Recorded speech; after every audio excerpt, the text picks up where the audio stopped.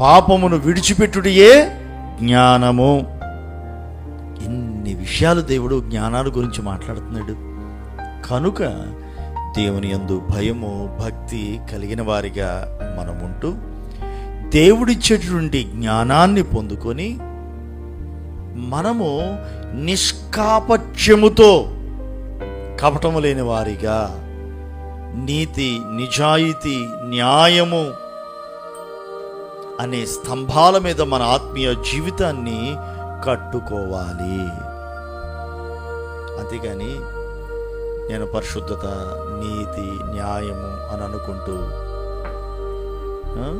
జాగ్రత్తగా ఉండకపోతే మాత్రం మనుషులు మోసగిస్తారని నేను చెప్పట్లేదు, మనుషుల గురించి నేను చెప్పట్లా, మీరు అలా భావించద్దు. దుష్టుడైన అపవాది వాడు మోసగాడు. మన ఆత్మను మోసగించడానికి చూస్తున్నాడు. అబద్ధ బోధకులు బయలుదేరుతూ ఉన్నారు, అబద్ధ ప్రవక్తులు బయలుదేరుతూ ఉన్నారు. జాగ్రత్త. మనం జాగ్రత్త పడాల్సింది ఈ విషయాల్లో, ఆత్మ సంబంధమైన విషయాల్లో జ్ఞానయుక్తంగా నడుచుకోవాలి. వాక్యాన్ని ధ్యానించాలి, వాక్య జ్ఞానాన్ని కలిగి ఉండాలి. పావురము వలె నిష్కపటులను, పావురము వలె వివేకంతో ఉండాలి. వాక్యం ఏం చెబుతుందో వివేకంగా నడుచుకోవాలి.